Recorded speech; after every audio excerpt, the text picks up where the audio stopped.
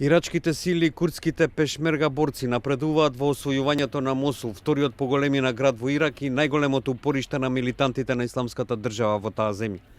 Експертите предупредуваат на големите опасности и предизвици пред конечното ослободување на градот. Според некои наводи, победата врз екстремистичката организација Исламска држава е само прашање на време. Ирачките безбедносни сили повторно освоиле околу 70 села и над 1000 квадратни километри земјиште.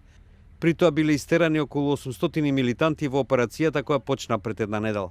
Имено на 17 октомври ирачкиот премиер Хајдар Ал-Абади го најави почетокот на големата офанзива за повторно заземање на Мосул од исламистите. Според извештаите, кога оваа терористичка група се повлекла кон центарот на Мосул, тие киднапирале локални жители за да ги користат како жив штит за да ја забават офанзивата на ирачките и курдските сили подпомогнати од Соединетите држави и сојузниците. Сепак шефот на ирачката армија, генералот Отман Ал-Ганими, изјави дека се надева на така наречена чиста борба, што значи дека ирачките сили ќе се обидат да ги сведат цивилните жртви на најниско ниво.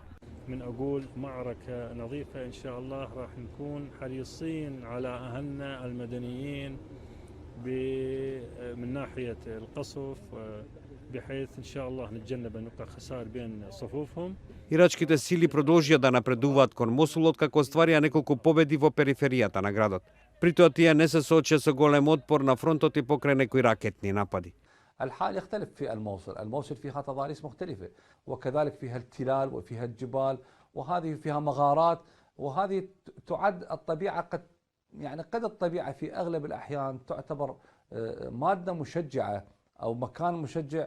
Тој додава дека победата над терористичката група е само прашање на време, но оти потешко и многу подолго трајно ќе биде бришењето на екстремистичките мисли и доктрини. داعش إذا دحر وهزم في الموصل هذا لا يعني أنه سينتهي من العراق. لذلك هو يناغم العقل الشباب ويحاول أن يتقرب لهم بما يصطلح عليه بالبرين ووش، عملية غسيل للدماغ. نعم داعش سينتهي ملفه عسكريا.